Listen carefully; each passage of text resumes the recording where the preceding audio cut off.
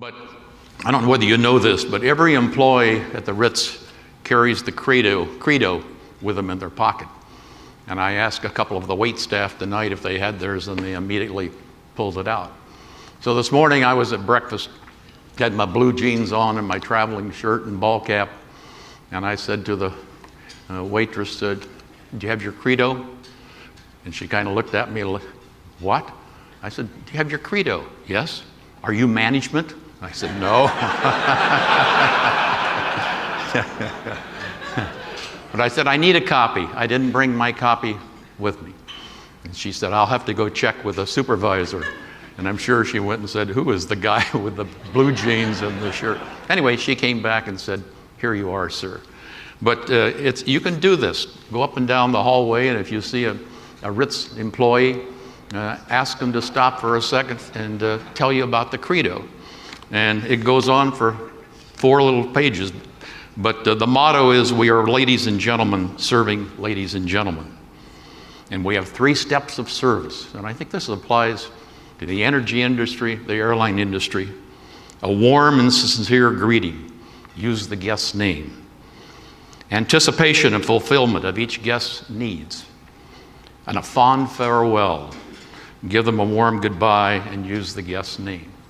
You know, I think the staff here tonight has done a marvelous job. Let's give them a round of applause. Focus on the employees and the customers. You know, the mantra over the door at Southwest Airlines has always been higher attitudes, develop skills. Higher attitudes, develop skills. If you get the right people, the customer service thing is easy. Herb Kelleher used to say, "You know what the most important person is in our company?" And the media would always want to say, "The shareholder." He said, "No, the most important person is the employee. Number 2 then is the customer. If the employee understands it and you got the right one, they'll pass it on to the customer. And if that works, the shareholder will be the big beneficiary of it all." And innovation. Innovation comes in many different forms. And your industry will thrive, I would predict, in the next 5 to 10 years on innovation. Stuff we haven't even thought of today.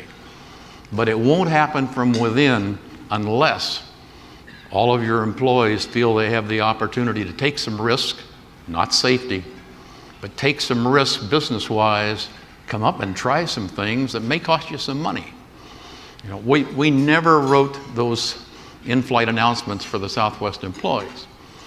You can't teach people to say the kinds of things that they say. I heard one the other day going from Reno to San Diego, and those of you from Boston like Sonny will not appreciate this, but the male flight attendant said, "You know, we're going to do the life vest demonstration now." And they go through, and he gets ready to do this, and he said, "And your life vest will inflate unless you're sitting by Tom Brady."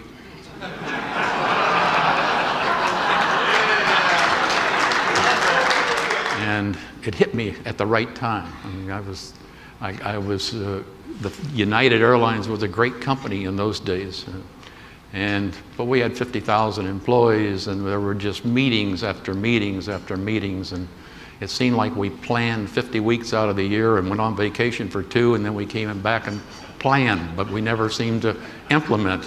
I see a few of you laughing. You've been through this as well. So I ended up going to Southwest, and the CEO of United at that time was not very happy that I left, but I told him, you know, I've always wanted to run my own company, and here's the chance, and I think these guys have got the right idea. United was in favor of deregulation, the only large airline that favored airline deregulation. All the rest were against it. Southwest, on the other hand, was the smallest airline in the country, and they were in favor of deregulation. Kind of interesting concept. So when I got to Southwest, Herb Kelleher and I had sat down, and after we interviewed, and I interviewed with the board, and I told Herb, you know, I'm willing to leave United and come here, but I got to be certain that you guys are going to continue to change the way the game is played. There's that old story, you know, some people play the game, others change the way the game is played. And I said, I think you're on the right track. And if deregulation does occur, I'd like to be a part of that. And we shook hands, and that was it. So I told Herb on day one, I figured out I've got 3 things to do with your help and the team. One, we got to get a vision statement down on a piece of paper, because there was no budgets. It was pretty much run loosey-goosey. It was working, and they were starting to make money, but there was no flight plan. So I said, we got to have a vision. We got to figure out what business we're in, and then we've got to develop the culture that supports this. And Herb agreed. So one of the first things we did was we took the team off-site, and it took us a day and a half. And if you haven't gone through this experience, I highly recommend it. But I moderated it, facilitated it, and I just said to the group of about 9, including Herb, we're not leaving this room until we can write up on the wall in 100 words or less, what are we going to be when we grow up? What if deregulation does happen? What are we going to do? So we argued for 10 hours that day. You know, well, we ought to buy 747s. We ought to fly to Hawaii. We ought to do this, we do that. And at that time, Southwest only flew within the state of Texas, because you couldn't get out of Texas because of the Civil Aeronautics Board had not approved a new route or an airline in years, and that was part of the problem. They regulated the prices, they regulated where you flew, et cetera, et cetera. So after 10 hours, we took a break, went to our house out in Plano, and had some beer and hot dogs, and everybody got loosened up. And the next morning when we came back, it was amazing. Within an hour, it hit all of us. It wasn't my idea, and that was the best part. It wasn't my idea, but we figured out then we weren't an airline, that we were in mass transportation. And that was the single business we stayed in. Now we thought we knew how to do one thing very well. And regardless of what everybody else did, this was the route we were going to go.